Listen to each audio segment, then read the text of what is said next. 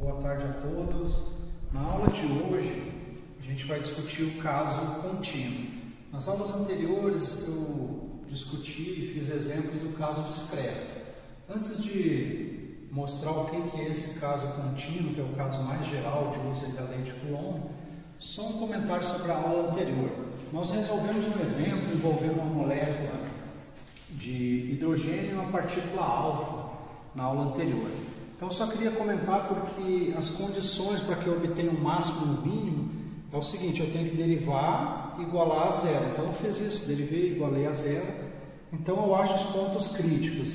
No nosso caso, a gente achou lá que o x era igual a mais ou menos b raiz de 2 sobre 4. Então, eu desenhei aqui as posições, x menos b raiz de 2 e x igual a b raiz de 2. Então, nesses pontos, eu tenho aqui uma força para a direita, né, que a gente viu, ó, mais repele a carga da partícula alfa, que é positiva, que repele, então vai resultar uma força para a direita. Neste ponto negativo, a gente tem uma força para a esquerda. Elas são iguais em módulos, só muda o sentido. E bem aqui em x igual a zero, a gente viu que era zero na aula anterior. Então, o que eu preciso para achar o máximo ou o mínimo? Derivar a função igualar a zero eu fiz, achei os valores de x, que são os pontos críticos, que podem ser daí máximos, mínimos, ou ainda ponto de inflexão. Então, eu achei duas possibilidades. Achei x igual a b raiz de 2 sobre 4 menos b raiz de 2 sobre 4. Para saber, no caso geral, se é máximo ou mínimo, eu teria que fazer a derivada segunda e daí verificar se for maior que zero é mínimo. Se for menor do que zero naquele ponto, no caso no x que a gente encontrou, eu teria um máximo. Só que eu não calculei essa derivada, ela é uma derivada longa, meio trabalhosa. Por que eu não fiz isso na aula anterior? Por que eu não fiz a derivada segunda? É que eu observei que nós achamos dois pontos, né? X igual a um valor positivo, b raiz de 2 sobre 4 e menos. Então, da figurinha aqui eu vejo que nesse ponto tem uma força para a direita e ali tem uma força para a esquerda. Então, eu não preciso calcular a derivada segunda. Eu sei que aqui aponta para a direita é positivo, né? Então seria o meu máximo. O que estiver apontando para a esquerda é o meu mínimo, né? Não precisaria calcular a derivada segunda nesse exemplo, porque eu tinha uma figurinha. Então, ela vai sofrer uma força máxima aqui e a força mínima é ali. Mas em módulo elas são iguais. Se eu quiser saber só o módulo, então tem o mesmo módulo, como uma está para a direita é mais, outra para a esquerda é menos. Então, aqui é o mínimo, aqui é o máximo. Alguém poderia perguntar, mas se vai em x igual a zero, que a gente viu que daí vai ter uma atração para cima mais, aliás, uma repulsão para baixo, uma repulsão para cima, aqui ó, mais com mais. Quando a partícula estiver bem aqui, a partícula alfa, a força se cancela nesse ponto. Mas não é mínimo, poderia pensar, não é o mínimo aí? Não, porque aí a derivada não é zero. A gente calculou a derivada na aula anterior. Se eu trocar lá o x por zero, então vou colocar lá a derivada da f de x em x igual a zero, isso não dá zero, então não atende essa condição. Derivei e igualei a zero, só que não é máximo nem mínimo. Então, deve ser um ponto de inflexão. Quando a gente faz o cálculo lá, a gente lembra ó, que existem pontos de máximo, de mínimo e pontos de inflexão. Por exemplo, aqui, ó, o gráfico de y igual a x ao cubo. Então, quando o x for zero, dá zero a função, que vai crescendo para valores positivos, valores negativos. Então, aqui em x igual a zero, a gente tem um ponto de inflexão, não é máximo nem mínimo. Nesse ponto, a função ó, continua crescendo, está indo para infinito, que está indo para menos infinito. Então, este ponto aqui, ó, se eu fizer a derivada da f em x, o que eu obtenho? Desce o expoente 3x². Quando eu colocar x igual a zero, a derivada é zero. Só que não é máximo nem mínimo, é um ponto de inflexão. Então, aqui em f em x igual a zero, embora a força seja zero, a derivada neste ponto não é zero. Então, não é máximo nem mínimo, só relembrando da aula anterior. Então, na aula de hoje, eu quero discutir uma situação diferente. Nas aulas anteriores, eu trabalhei, por exemplo, com 3 cargas pontuais, com 4 cargas pontuais, no caso lá de um quadrado. Então, quando eu tenho um certo número de cargas pontuais, N cargas pontuais, que eu consigo contar, a gente diz que é o caso discreto. O que eu uso daí? Eu uso a lei de Coulomb e uso o princípio princípio da superposição. Qual é a força total em uma das partículas? Eu escolho. Qual é a força total na partícula I? Então, eu somo a força das demais sobre essa partícula. Então, olha, a força da 1 na I, a força da 2 na I, somo tudo no final, soma vetorial, quer dizer, tem que decompor em X, em Y, no caso mais geral em Z também. Eu fiz exemplos. Agora, o que muda no caso contínuo? Por exemplo, eu vou considerar esse caso aqui, ó. Tem um fio de comprimento L, então ele vai aqui de 0 até L. Essa figurinha foi fornecida no enunciado deste exemplo aí que eu escolhi. Então, um fio de comprimento L, em uma certa distância R, que é da extremidade do fio, tem uma carga pontual. Então, o que é uma carga pontual, igual das aulas anteriores, o que vem de novo é esse fio aqui, porque ele agora não é uma carga pontual. Então, esse fio tem um número tão grande aí de cargas que eu nem consigo contar. Como eu tinha comentado, em geral, a gente tem da ordem de 10 a 23 átomos numa porção aí de matéria, que são aquele número de Avogadro. Então, se eu tiver 12 gramas de carbono, lá vai ter 1,6, 10 na 23 átomos. Então, imagina, cada átomo tem elétrons, tem cargas, elétrons, então tem uma quantia muito grande aqui de carga nesse fio, eu não consigo contar. Quando eu não consigo contar, a gente diz que é o caso contínuo. Pode ser um fio, pode ser uma esfera, pode ser um cubo. Então, neste caso, o que eu faço? É o que eu vou discutir na aula de hoje. Então, esse fio aqui, quando eu falo em fio no mundo real, por exemplo, se eu pegar um fio de cobre, ele tem o que, né? Largura, comprimento, altura.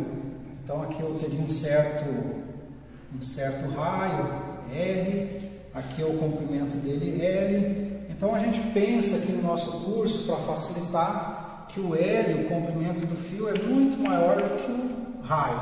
Ou seja, eu vou pensar que o fio é unidimensional. No mundo real ele tem três dimensões, né? Eu teria que usar X, Y, Z. Para ser didático e facilitar, então a gente pensa que no fundo esse fio é como se fosse um pedaço de reta, um segmento de reta. Ele só tem comprimento. A gente está pensando então que esse R é muito menor do que o L. Vou olhar então só para o X aí desse fio. É um problema unidimensional.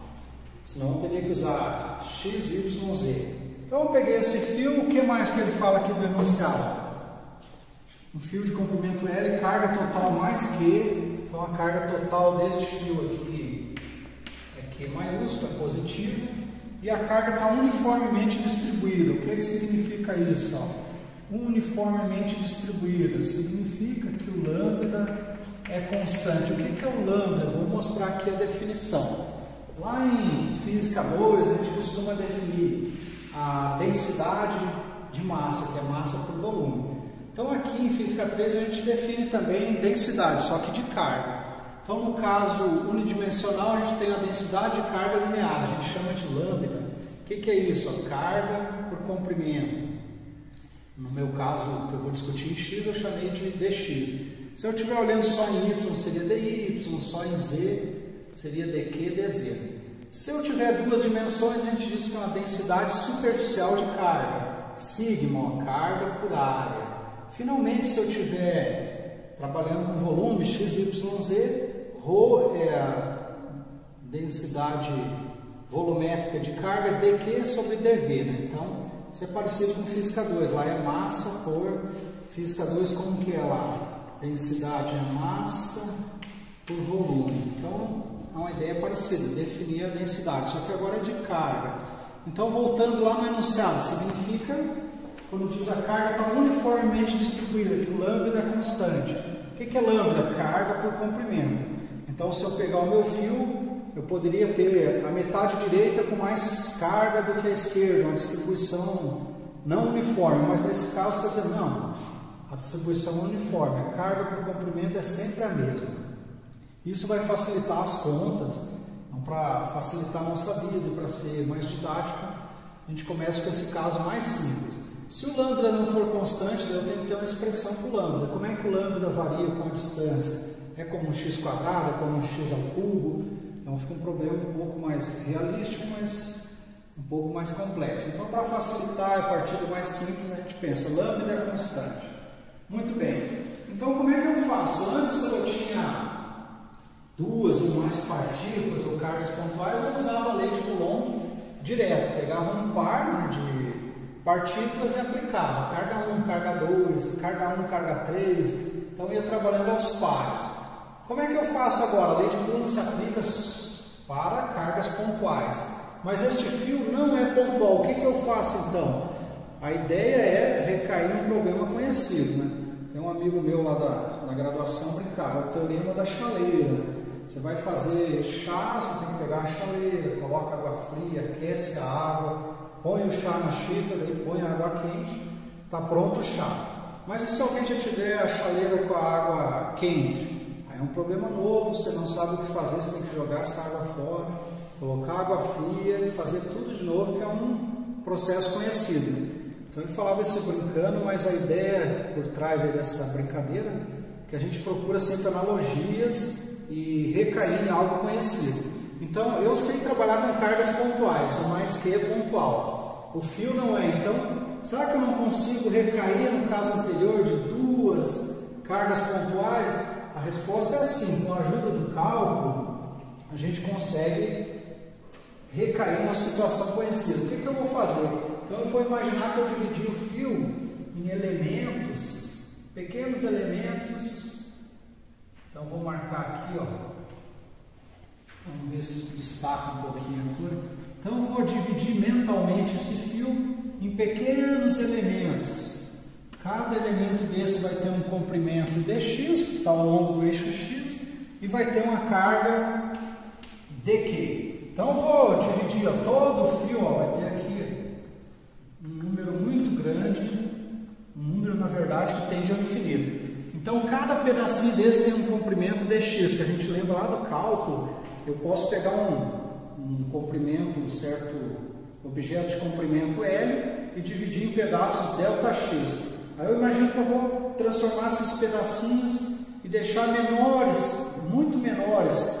A gente fala no cálculo, vou deixar tão menores quanto eu queira, né? Então esse dx quer dizer que é um elemento infinitesimal, o comprimento vai a zero. Então se o comprimento vai a zero, o número de elementos aqui vai a infinito. Então eu vou dividir num número muito grande de elementos, cada um de comprimento dx, e cada um desses vai ter uma carga dq. Então essa é uma ideia lá do cálculo. Um problema complicado, dividir em elementos. E agora eu vou olhar, né? Eu escolhi um desses elementos, tem muitos aqui. Estou pensando que todos têm a mesma carga e o mesmo comprimento. Então agora eu vou tentar usar aqui a lei de Coulomb para este pedacinho aqui, ó. Escolhi ao acaso aqui. Normalmente a gente não pega aqui na extremidade, não pegaria nem aqui, nem ali. Então eu pego em algum lugar qualquer. Então vou marcar qual é a distância agora deste elemento aqui, ó, até a carguinha aqui, ó. Então vou marcar, vou chamar isso aqui de x. Peguei um elemento a uma distância x, ó, tá vendo? Vamos ver se está certinho aqui. Peguei um elemento, agora ele tem essa carga dq. O que eu posso comentar sobre esse elemento de carga? Então agora a gente pensa aqui, eu dividi em pedacinhos muito pequenos o fio. Então aqui eu tenho, esse dq seria uma carga pontual. Ou seja, agora eu posso usar a lei de Coulomb. Eu tenho a carga pontual Q e tenho cargas aqui que eu chamei de dq. Cada uma dessas cargas é pontual, embora tenha uma quantia grande lá de elétrons, prótons nesse pedacinho, mas em comparação ao fio ele é muito, muito pequeno. Então seria uma carga pontual. Agora, como é que vai ficar isso aí na lei de Coulomb? Então vem aqui, ó. Eu tinha a força, ó, igual K, carga Q, então eu deixo aqui, ó, carga Q, só que agora no lugar desse Q maiúsculo vai entrar essa carguinha aqui, ó, dq, a distância entre elas, e como eu estou usando um elemento de carga aqui dq, então essa força que vai aparecer do lado esquerdo não é a força total, é um elemento de força. Então dF vai ficar desta maneira. Como que fica a força total? Então eu tenho que usar uma ideia lá do cálculo. A integral é uma soma, no caso contínua. No caso discreto eu somo com esse símbolo aqui, o sigma maiúsculo somatório. Quando é o caso contínuo, eu coloco a integral. Então, quando eu pegar a integral de dF, ou seja, somar todos os elementos de força, vai dar a força total. Então, seria esta situação mais geral. O que eu fiz? Adaptei. Ao invés de chamar de F, chamei de DF, porque ao invés de Q, eu tenho DQ. Ao invés de uma soma, tem uma integral. No fundo, a integral é uma soma, esse símbolo de integral é um S esticado de soma, só que é no caso contínuo. Então, vou resolver esse problema usando essas ideias. Muito bem. Sabendo que agora eu vou usar estas duas fórmulas aqui de baixo, vamos voltar para a figura. Como é que a gente resolve o problema? Primeiro faz um desenho das forças, depois coloca nas fórmulas e vai trabalhando. Então, este elemento que eu escolhi a uma certa distância x da carga pontual, qual é a força que ele vai aplicar naquela carga pontual? Esse elemento ele é positivo, né? Então vai ficar mais com mais da repulsão. Então teria uma força aqui, ó, que eu vou chamar de dF, porque não é a força total. Se eu pegar outro elemento, cada elemento vai aplicando uma certa força lá na carga. Isso vai ser levado em conta pela integral, que eu vou somar tudo lá no final. Então eu vejo que a força está só na horizontal, não preciso decompor. Se a força estivesse em diagonal, teria que decompor, achar dF em x, dF em y. Aqui, tranquilo, no caso simples, só na horizontal. Então o que vai ser a força? Eu vou escrever aqui, ó. A força total é a integral de dF. O que é mesmo a integral? A soma. Estou somando a força de cada elemento desses. Peguei aqui, ó, o princípio da superposição. Agora, quem que é esse dF? Aí eu copio daqui. Essa é a lei de Coulomb adaptada para esse caso contínuo. Então, eu vou pegar a constante K. Como ela é constante, já pode ficar fora do símbolo de integral. E vou colocar o que aqui? Ó? A minha carga positiva não precisa aparecer o módulo. E qual é a distância agora? Eu tinha chamado aqui de R, mas olhando na figura, a distância entre o elemento de carga dQ e a carguinha Q é x².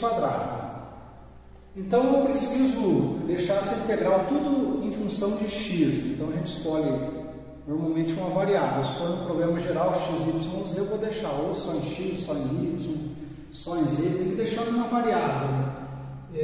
Essa carga Q aqui ela é constante, eu também posso tirar do símbolo de derivada, de integral, melhor dizendo. Então vai ficar K aqui. Agora eu tenho que ver o que eu faço. Ó, o x² está ali embaixo, eu deixo. O que eu vou fazer com esse dq? Estou integrando em dq, mas o Q maiúsculo não aparece em lugar nenhum. Então eu vou lá na minha definição, veja. Aqui eu posso mandar o dx multiplicando, então eu ficaria aqui dq é igual a lambda dx. Então tem uma relação entre o elemento de carga e o comprimento. Então eu vou escrever lá, no lugar deste dq aqui, ó, vou até escrever aqui em cima, ó, dq é lambda dx. Então eu vou substituir, ó, o lambda eu já vou colocar aqui fora porque ele é constante, ó. Lambda dx. Então, por que eu tirei o lambda da integral? Nesse exemplo, ela é constante, carga uniformemente distribuída. Como eu falei, por isso que facilita a vida. Se o lambda não for constante, tem que deixar dentro da integral e ver como é que o lambda depende de x. É seno de x, é x ao cubo, alguém vai ter que falar isso aí. Então, agora, o problema é resolver essa integral. Quando eu resolver essa integral, eu consigo a resposta. É uma integral simples, eu já vou relembrar como é que faz, né? Eu tenho que colocar os limites de integração. Então aqui embaixo eu tenho que colocar o menor valor de x e aqui o máximo. Qual é o menor e o máximo valor de x? Então eu vou procurar fazer isso. Qual é o menor valor de x? Eu olho na figura. Ó. Se eu considerar um elemento bem aqui na extremidade do fio, ó, isso vai ser a menor distância entre a carga Q e a extremidade do fio. Então, o menor valor que o x pode ter, quem que é x mesmo, é a distância entre dq e q. Ó, a menor distância é aqui, na extremidade, seria R. Qual é a maior distância? Quando eu olhar lá na outra extremidade. Então, qual é a distância da carga aqui? Vai ser R mais o comprimento do fio, que é L. Então, a menor distância e a maior distância. Então, eu vou fazer essa integral e chego à resposta. Vamos continuar aqui. Aqui é F. K, Q, lambda. Aí a gente costuma passar lá para cima. Esse x quadrado, ele vai ficar o quê? X, troca o sinal na menos 2, dx, e aqui eu não mexo nos limites de integração. Então eu preparei essa integral, como eu disse, eu pretendo manter o curso no nível mais tranquilo, mais básico e matemático. Então vou relembrar com vocês, relembrando, como que é a integral de x na n dx, lá do cálculo, de um certo A até um certo B. Então a gente lembra que isso vai dar o que? X na n mais 1, dividido por n mais 1, e eu tenho colocado aí nos limites de A até B. Ou seja, primeiro eu vou trocar o x por B, menos o valor quando x é igual a A. Ou seja, a integral de uma f de x dx, de A até B, vai ser um resultado R de x de A até B. Então eu vou trocar primeiro o x por B, vai ficar R de B, depois troco o x por A. Então, só lembrando lá do cálculo. Vou fazer isso aqui, Como é que fica então a integral que eu quero aí, x na menos 2, x na menos 2, dx, como é que fica isso aí, Quem é o n nesse caso? N é igual a menos 2. Então, n mais 1 vai ficar igual ao quê? Menos 2 mais 1, que vai ficar menos 1. Então, aqui vai ficar x na menos 1, dividido por n mais 1, que é menos 1. Então, vai dar menos x na menos 1, ou seja, menos 1 sobre x, quando eu mando para baixo. E aqui eu tenho que naturalmente botar os limites aí de integração. Então a minha integral que apareceu nesse problema, x na menos 2, eu vou simplesmente escrever aqui como menos k que lambda, o menos 1 sobre x, vamos deixar aqui até para ficar bem claro, menos 1 sobre x, que eu tirei de lá o resultado e os limites, de R até R mais L. Então eu vou continuar aqui, Agora é só trocar os limites de integração. Então a força que o fio exerce na carga pontual Q é a constante K, que lambda, agora eu vou substituir, No lugar do x, primeiro eu vou colocar R mais L. Então vai ficar 1 dividido, que tem um sinal menos, menos, daí no lugar do x eu boto R mais L. Esse menos eu vou deixar na frente de todo mundo aqui, Vou fazer assim, Vou botar lá na frente esse menos. Então o menos daqui eu vou colocar lá na frente, K que é, e vou ficar só com 1 sobre x na R mais L. Acho que assim fica mais claro. Menos K que lambda. Agora eu vou trocar o x por R mais L, que é o limite superior, menos, estou usando essa regra aqui, RB menos RA. Limite superior R mais L. E agora no lugar do x eu troco o limite inferior. Muito bem, agora é só uma questão aqui de gosto, pode deixar o menos aqui ou mandar ele aqui para dentro.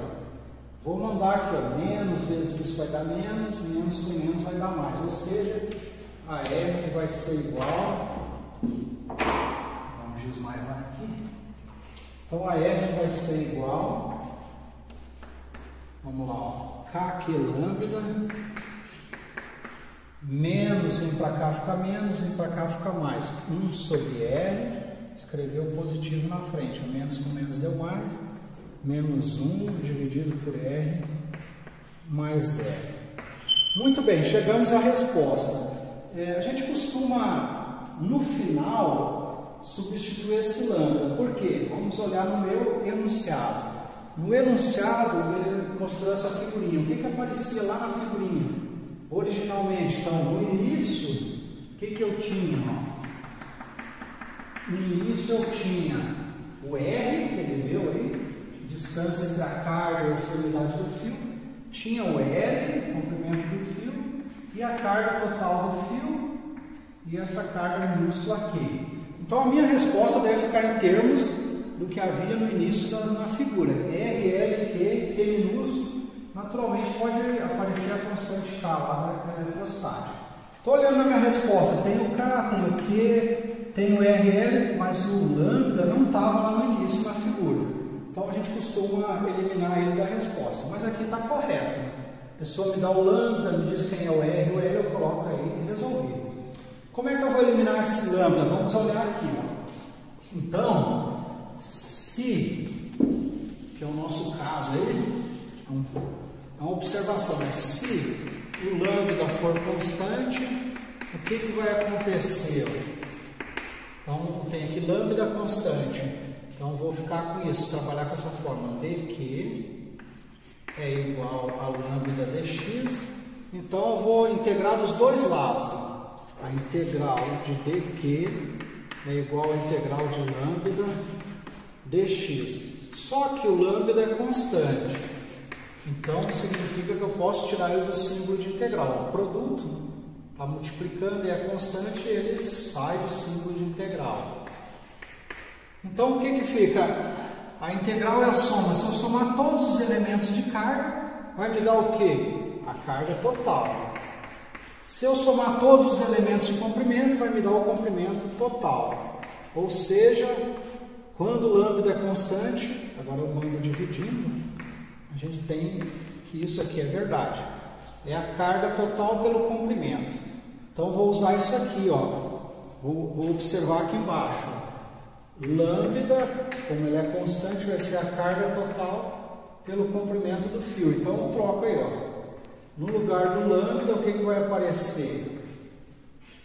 A carga total Q pelo comprimento. Então, só troquei, ó. K, que é minúsculo. No lugar do lambda, carga total sobre L, tudo isso que multiplica 1 sobre R, menos 1 sobre R, mais R.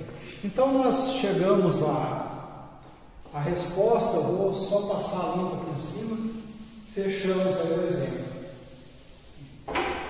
Então, agora colocando tudo que tem direito, símbolo de vetor, então vai ficar K, Q, dividido por L, tudo isso que multiplica 1 sobre R mais, aliás, menos 1 sobre R mais R. Então eu tenho que olhar na figura para colocar o símbolo de vetor.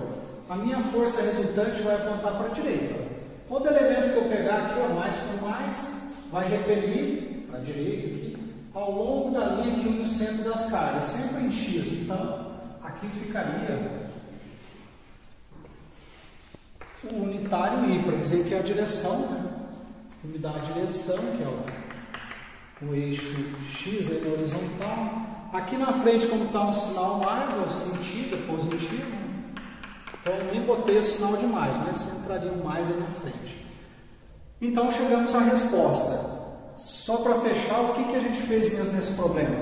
Quando eu tenho o caso contínuo, que é o mais geral, eu pego e divido o objeto contínuo em elementos, no caso de comprimento. Se for um caso mais geral, tridimensional, eu vou dividir em elementos de volumes. E aí, no final, ao invés de aparecer uma só integral, vai aparecer integral em x, em y e em z, integral tripla. Mas não é necessário se apavorar, porque a integral tripla, no fundo, é como se fosse uma repetição, né? 3 vezes uma integral simples, como vocês viram lá no cálculo. Então, a ideia é essa, divide em elementos, prepara a integral, faz a integral, chega na resposta. O que costuma causar dificuldade para o aluno? Preparar a integral, tem que preparar com calma, colocar os limites certinhos, sempre olhando na figura, né? Então, quem é a variável aqui é o x, ó. O que muda? É a distância entre a carga Q e o elemento de carga. Nessa extremidade, a menor distância x que é, vai aumentando até chegar no R mais L. Aí você faz a integral. Este é um problema técnico do cálculo, eu nem precisava ter feito a integral. Eu poderia dizer, não, você já sabe calcular a integral por a resposta, mas eu mostrei, então eu não pretendo pedir integrais muito difíceis no curso. Então, chegamos à resposta, espero que tenham entendido, mas refaçam em casa, com calma, procurem entender. Quem precisar relembrar do cálculo, é bom já pegar o livro e dar uma olhada. Então, esse era o primeiro exemplo. Vamos ver um segundo exemplo, bem geral. Então, agora a gente vai ter dois fios, ó. Um fio de comprimento L e um outro fio de comprimento L. Então, eu vou chamar esse aqui de fio, vamos chamar esse aqui de fio 1, por exemplo. Esse aqui de fio 2, eu estou escolhendo. Então, cada fio tem comprimento L e carga total mais Q, uniformemente distribuída. Está aqui embaixo, cada fio, comprimento L, carga total Q, uniformemente distribuída. Então, para o fio 1 teria uma densidade de carga lambda 1, para o fio 2 uma densidade de carga lambda 2. São iguais e lambda. Isso é do enunciado. Então, o que ele deseja saber? Qual é a força que um fio exerce sobre o outro? Então, a gente vê aqui, ó, a distância da extremidade do fio até a origem é A sobre 2, como o comprimento do fio é L, vai até A sobre 2 mais L. No outro fio aqui, ó, a distância da origem até aqui é menos A sobre 2, então vai até menos A sobre 2 menos L. Então, são dois fios, é um caso bem geral. Então, o primeiro fio, como a gente já discutiu no exemplo anterior, ele não é uma carga pontual. Então, nenhum desses fios é uma carga pontual. O que é que eu faço? Caso mais geral, que eu peguei antes cargas pontuais, nos primeiros exemplos, no último exemplo uma carga pontual e uma contínua, agora as duas cargas são contínuas. Então, o que a gente faz para calcular nesse caso? Primeira coisa, então, não se apavore, né? Tem que se acalmar, relaxar, que parece muito difícil, mas eu vou mostrar que não é tão difícil assim. Então, não se apavore. Isso vale em geral. Então, eu lembrei que um médico francês, o Bombard, em 1952, ele andou observando que muita gente, quando o navio naufragava, morria porque se apavorava. A pessoa fica num bote, guardando socorro, sem provisões, sem ferramentas, se apavorava e morria. Então, ele viu os números altos, muita gente morrendo. Ele estudou o assunto e resolveu mostrar que se a pessoa não se apavorar, ela conseguiria sobreviver. Então ele ficou, se não me falha a memória, mais de 2 meses no Oceano Atlântico, num bote. Então ele conseguiu mostrar que é possível. Ele escreveu um livro, Náufrago Voluntário, acho que virou até filme, né? Então quem tiver interesse depois pode olhar e ver a história. Você não pode se apavorar, mesmo em situações adversas. Então não se apavore, né? Tá bom, na verdade pode se apavorar, mas só um pouquinho, né? Eu vou mostrar como funciona aqui. Então o que eu vou fazer? Quando eu tinha um só fio, eu dividi em elementos. Agora eu tenho 2, vou usar a mesma ideia. Então eu vou dividir, por exemplo, esse fio 1 em pequenos elementos. Cada elemento destes vai ter o que? Eu vou marcar aqui em cima. Vai ter um comprimento, que este eu chamei de fio 1, dx1, e vai ter uma carga dq1.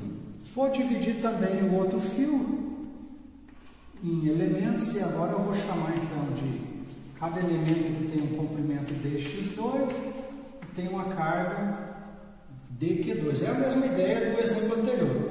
Estes elementos infinitesimais são muito, muito pequenos. O comprimento tende a 0, o comprimento tende a 0. Então eu vou dividir para poder trabalhar. Agora eu vou marcar a distância. Então, qual é a distância deste elemento aqui até a origem? Então, eu vou chamar isso de x2. Qual é a distância deste elemento até a origem? Vou chamar de x1. Então, eu escolhi aquele fio como 1 e esse como 2. Então, aqui x1 é a distância da origem até o elemento, x2 é a distância da origem até o elemento. Vejam, eu peguei o elemento num local qualquer. Então, eu não peguei na extremidade, senão não vai funcionar a conta, e não peguei na outra extremidade. Então, normalmente a gente pega num local qualquer aí no fio. Normalmente não pega nas extremidades. Então, o que eu vou fazer? Agora eu vou ter que colocar isso lá na lei de Coulomb. Como é que funciona? Eu tenho que adaptar. Agora os dois são contínuos. Como é que fica? A constante K. No lugar da carga 1 eu botei dQ1, porque agora é um elemento de carga. No lugar da carga 2 um elemento dQ2. E aqui embaixo é a distância entre os elementos. Eu já vou comentar essa distância. Então, esta é a força que um elemento 1 exerce no elemento 2. Para achar a força total, naturalmente, o que eu tenho que fazer? A força total vai ter que ser a integral. De quem? Integral do dF. Só que agora eu tenho uma integral dupla, tenho que integrar em duas variáveis. Muito bem, eu quero comentar antes esta distância aqui. Por que x2 menos x1? Então isso vem lá no cálculo da geometria analítica. Vamos olhar aqui e relembrar. Como é que é definido lá?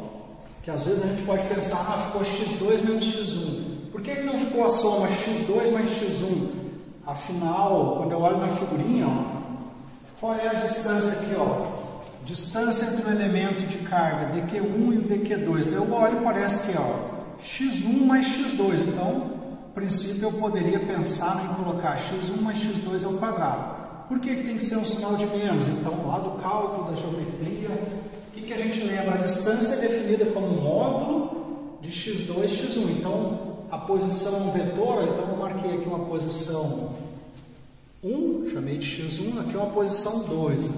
Então, qual é a distância lá do cálculo da geometria? x2 menos x1, módulo. O módulo é só porque a distância é positiva, então no final tem que ficar com um número positivo. Lembrando, se fosse 5, módulo de menos 5 vai dar 5. Módulo de 5 é 5. Então, o módulo é só para garantir que é positivo. O resultado, a distância é sempre positiva. Então, este sinal aqui é menos. Por quê? Vamos ver um exemplo. Se não fosse menos, o que ia acontecer? Então, se eu pegar x1 igual a 5, estou marcando aqui. Da origem fui até o 5, então esse é o meu x1. E o meu x2 é negativo aqui. Fui do 0 até o menos 3. Então, que distância é esta aqui?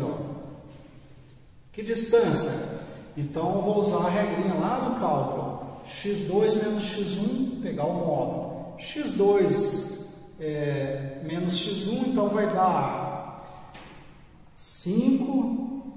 Eu troquei aqui na minha escolha que eu chamei x1, x2, sim. Na verdade aqui então o x2 é 5 e o x1 é menos 3 na minha escolha. Então eu escolhi o x1 igual a menos 3, está ali, Vou marcar aqui x1 e peguei o x2. Difícil de marcar aqui no ar. x2 é esse 5. Então, qual vai ser a distância? No lugar do x2 eu coloquei o 5, menos, no lugar do x1 eu coloquei o menos 3. Menos com menos vai dar mais 3 com 5, 8. Então, a distância é 8. Olhando aqui na figura eu vejo mesmo. Qual é a distância entre x2 e x1? Então, eu teria que me deslocar 3 aqui, 5 é 8. Então, eu vejo na figura. Usando a fórmula do cálculo, dá certinho. Agora, o que acontece se eu fizer a soma x2 mais x1? Então, o x2 é 5, só que o x1 é menos 3. Então, vai ficar 5 menos 3, que é 2. Deu o módulo de 2, e a distância não é 2. Então, se eu usar o sinal mais, dá errado aqui. Não é isso aqui, a distância não é 2. Eu vejo na figura que é 3 mais 5, 8. Então, esse sinal menos, ele garante que eu sempre vou ter a distância correta. Vem lá do cálculo da geometria analítica, que acho que agora é junto cálculo de geometria analítica. Então, só lembrando que poderia gerar uma dúvida, por que não é mais? Então, depende do sinal. A gente tem que pensar que às vezes o x é positivo, às vezes é negativo. Então, tem que levar em conta todas essas possibilidades. x2 pode ser mais ou menos, x1 mais ou menos. Então, a regrinha certa é quando eu boto aqui um menos o outro. E aí vai funcionar. Como é módulo, eu também poderia trocar a ordem. Se eu quiser escrever como x1 menos x2, pode. Como é módulo, eu poderia botar aqui o menos em evidência. Então, ficaria menos x, que vai ficar menos x2, mais x1. Está dentro do módulo. Então, se eu botar o menos em evidência, menos com menos dá mais x2, menos com mais dá menos x1, tá certinho aqui.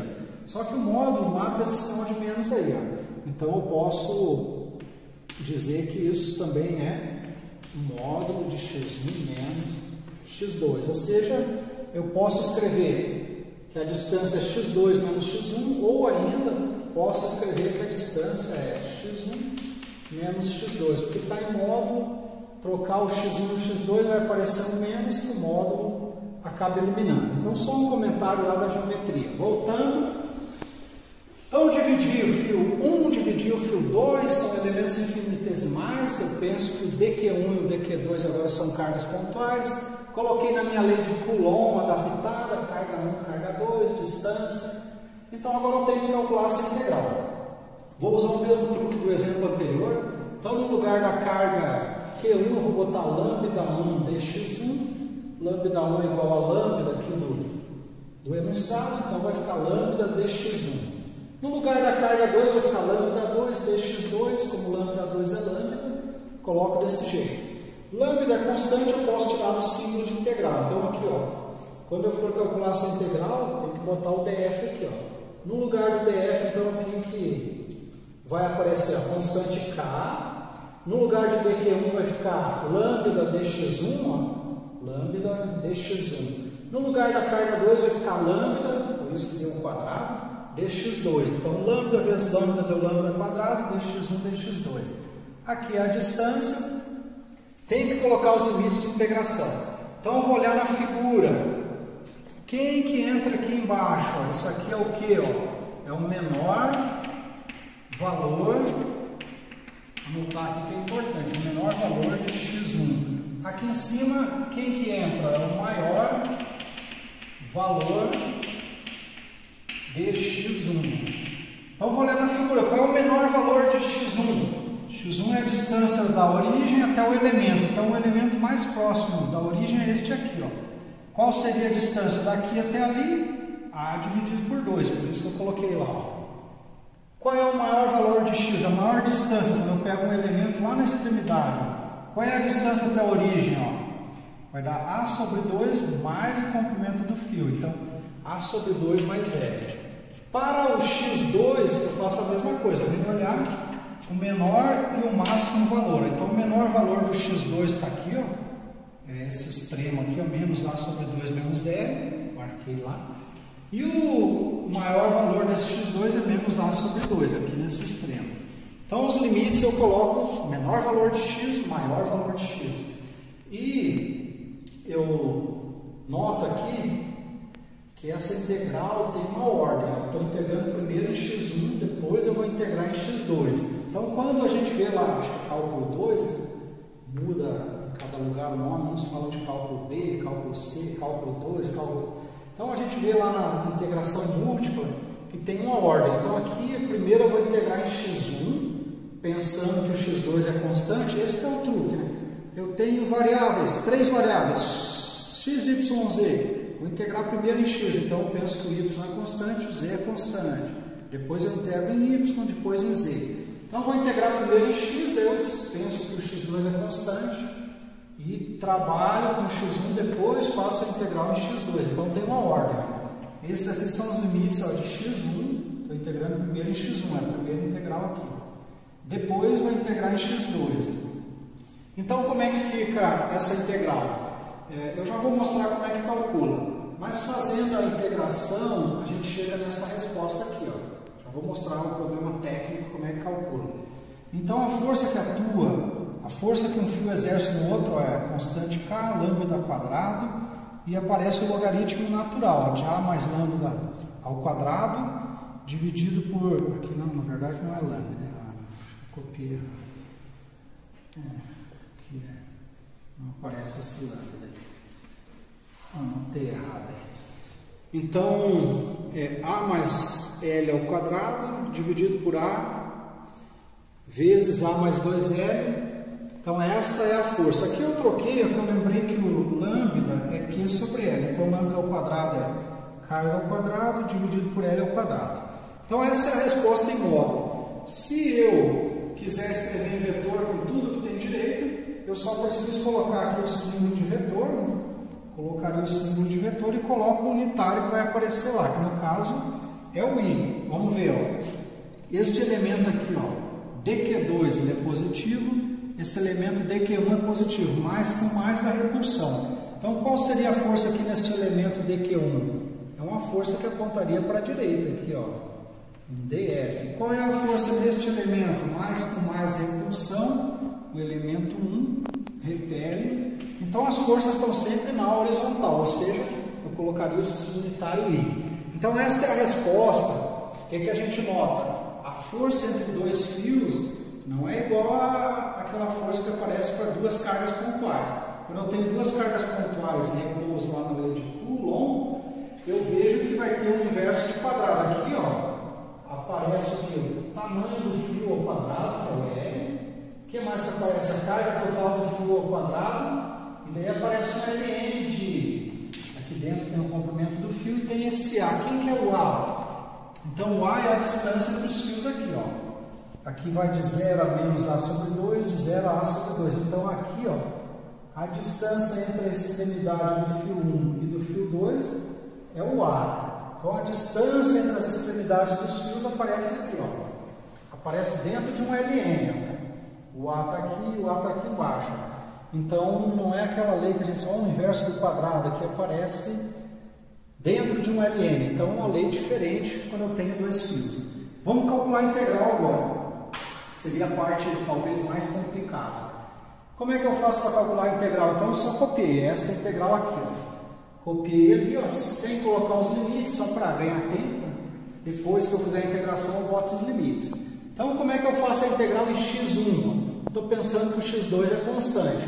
Então, a gente faz, lá do cálculo, uma mudança simples de variável. Vou chamar o que está aqui, ó, entre parênteses, de U. Ó. x2 menos x1 eu chamei de U. Então, quem que é du? Vou derivar. O x2 é constante, derivei da zero. Quando eu derivar o x1, dá menos dx1. Então, eu venho e troco. Ó. No lugar do dx1, o que eu vou colocar? dx1, passa para lá o menos, é menos du. Então, ó, no lugar do dx1, eu coloquei menos du. E no lugar desse x2 menos x1, fica u ao quadrado. Passei para cima, vai ficar menos a integral de 1 a menos 2. Então, essa integral a gente acabou de fazer no exemplo 1. Ó. Como é que é? Ó? Integral de 1 a menos 2. Eu vou somar 1 aqui, vai ficar menos 1. E embaixo eu divido por menos 2 mais 1. Fica menos, então, menos 1 sobre 1. É a integral que eu fiz agora há pouco, só que eu fiz com x na menos 2. Como é 1 na menos 2, então vai dar 1 menos 1 sobre 1. Então, vou colocar essa resposta aqui, ó. Menos 1 sobre U, só que tem um menos aqui na frente, vai ficar mais 1 sobre U. Quem que é o U mesmo? Eu escrevo aqui, ó, x2 menos x1. Copiei dali o U. Agora eu vou relembrar dos limites. Como eu estou integrando em x1, ó, os limites é A sobre 2, os limites são, né? A sobre 2 e A sobre 2 mais L. Então, eu vou trocar. No lugar do x1, primeiro eu boto o limite superior, A sobre 2 mais L. Está aqui, ó. 1 dividido por x2, no lugar do x1 eu coloquei A dividido por 2 mais L, está aqui. Menos, agora eu vou botar 1 sobre x2, no lugar do x1, vou botar o limite inferior, que é A sobre 2.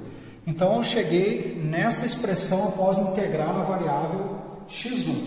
Para terminar o cálculo, agora eu tenho que integrar em x2. Então, agora eu vou integrar em x2, ó, tenho dois termos, este menos aquele. Então, a integral de uma soma, soma das integrais. Integral de uma diferença, diferença das integrais. Então, eu vou fazer separadamente cada integral e vamos ver o que eu obtenho, o que eu vou calcular agora. Então, vamos calcular separadamente. Integral de uma diferença, diferença das integrais. Estou calculando esta aqui primeiro. Então, eu copiei lá, ó, 1 dividido por x2 menos A sobre 2. Estou integrando em x2. O que é que eu faço? De novo, uma mudança simples de variável. Tudo que está aqui no denominador eu vou chamar de W. Quando eu derivar, ó, derivada de x2 a dx2 e a derivada desse A que é constante, que é a distância lá entre os fios, vai sumir. Fica só dw igual a dx2. Só lembrando que eu estou usando lá no cálculo essas ideias, né, substituição simples. Então, no lugar do x2 eu boto dw e aqui embaixo vai ficar só W. Quanto que é a integral de dw sobre w? Vou relembrar lá do cálculo. Integral de dx sobre x é o ln do módulo de x de a até b. Então, essa integral vai ser o ln de w e eu substituo. Quem que é w agora? x2 menos a sobre 2. Preciso colocar os limites de integração. Eu vou lá e copio. Ó. Quem são os limites que eu estou integrando agora em x2? Eu venho aqui, ó. Menos a sobre 2 menos L até menos a sobre 2. Vou anotar. Menos a sobre 2, menos L até menos a sobre 2. Então, copiei os limites agora que eu estou integrando em x2. Aí é só trocar. Primeiro eu vou trocar o x2 pelo menos a sobre 2, olha lá. Menos a sobre 2, menos a sobre 2 já estava aqui. Menos o ln. Agora eu vou trocar o x2 por menos a sobre 2 menos L. E o menos a sobre 2 já estava aqui. Então, como é que fica? Ó, peguei metade mais metade e vai dar o inteiro. Então, dá somente A aqui. Peguei aqui metade de A mais metade de A, vai dar o A inteiro e já tinha o menos L. Notem que aqui eu posso botar em evidência o menos. Ó.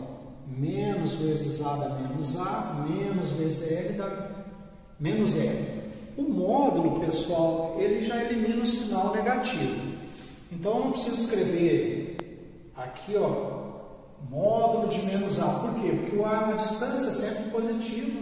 Se menos aqui mata, o módulo mata o sinal de menos, então eu posso colocar simplesmente ln de A e aqui botar o ln de A mais L. Então, fiquei com essa diferença. Lembro de uma propriedade lá do ensino médio. ln de uma divisão, o que é? Ó, ln de x dividido por y. ln de x menos ln de y. Ou, agora olhando aqui ó, da direita para a esquerda, se eu tenho uma diferença de LNs, eu posso escrever como uma divisão. Então, o primeiro seria o meu x é o A, o segundo meu y é o A mais L. Então, cheguei à resposta. Essa integral aqui, ó, ela vai ser igual a ln de A dividido por A mais L. Então, eu calculei esta integral aqui, certo? Calculei essa integral. Falta agora eu calcular essa outra integral aqui, ó, eu termino o problema. Então, para calcular essa outra integral aqui agora, ó, como é que eu faço? De novo, eu vou usar uma letra aí, pode ser Z, ó, vou dizer que Z é o que está aqui embaixo, ó, x2 menos A mais 2 mais L, ó, então tudo que está aqui embaixo chamei de Z. Então, quem vai ser o dz? A hora que eu derivar vai dar dx2, A é constante, L é constante, só lembrando, o A vem lá do início, a distância lá entre os fios, o L é o comprimento dos fios. Então, nesta segunda integral, eu vou substituir, vai ficar aqui, ó. No lugar do dx2 vai ficar simplesmente dz, e aqui embaixo, tudo isso vai ficar simplesmente z. Então, vai dar o ln do módulo de z, e aí eu tenho que botar os limites de integração, que são lá menos A sobre 2 menos L até menos A. De onde que eu tiro? Aqui, ó, estou integrando em x2. Agora eu deixo para vocês, então, completarem em casa. Vocês só vão ter que trocar, voltar para o z, quem quer z. No lugar de z, vocês vão botar x2 menos A sobre 2 mais L. Aí tem que trocar o x2 pelo maior valor dele, na verdade, aqui, menos A sobre 2. Né? Então, menos A sobre 2 depois por esse valor, como eu fiz ali na primeira integral.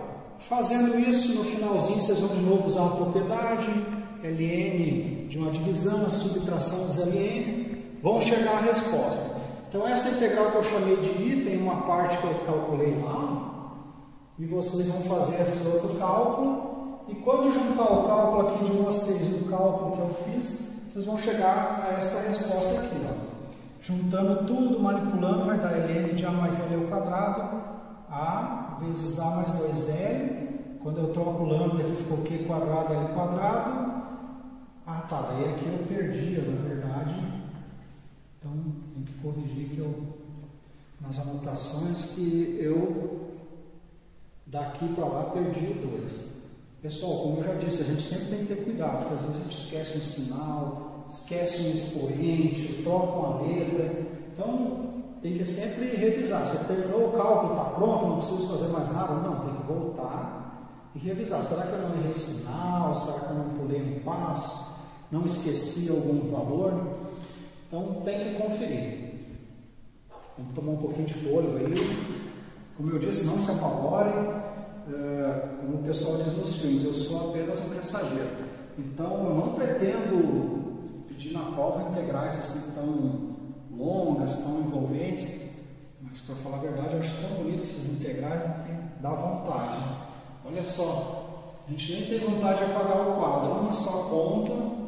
Eu nem fiz todos os passos, já encheu o quadro, apaguei uma parte, voltei. Então isso é bonito, quando a gente consegue resolver essas contas, né? A primeira vez que você consegue sozinho, sem olhar para nada. Eu lembro que nas primeiras vezes eu ficava bem emocionado, você sente quase que um super-humano, assim, só abaixo de Deus, né? Então você fica bem empolgado. Tentem reproduzir sem olhar, né? Então vocês vão tentar calcular as integrais sem olhar o que eu fiz, aí depois vocês vão comparar. Normalmente os professores não fazem esses exemplos aí mais gerais, né? Na minha época da graduação eu procurei, queria um exemplo desse pronto, eu não achava. Eu conversei com o meu professor e ele falou, é uma extensão trivial do que a gente fez quando tem um fio e uma carga pontual. Você tem 2 fios, só vai estender as ideias, foi a resposta dele. Então eu tive aqui o cuidado de mostrar um exemplo mais geral para que vocês tenham um modelo. O que mudaria se fosse um problema tridimensional, 2 cubos, por exemplo? Então a gente teria que fazer integrais triplas. Mas o que é mesmo integral tripla? Você faz uma simples, depois faz outra simples, outras 3 vezes uma integral simples, que a gente chama, é uma iteração, uma repetição. Muito bem, então este exemplo, a resposta está aqui, né? Seria esta aqui. A parte da integração é um problema de cálculo. Muitos professores, na minha época, diziam, vocês sabem cálculo, então só vou pôr a resposta. Mas é claro que eu prefiro, eu entendo que é melhor a gente mostrar o caminho, porque a gente acaba esquecendo, e são muitos passos, né? É difícil de a gente acertar todos sem olhar. Mas depois que a gente fez uma vez, 2, 3, a gente vai pegando o caminho. Então era isso na aula de hoje. Boa tarde a todos.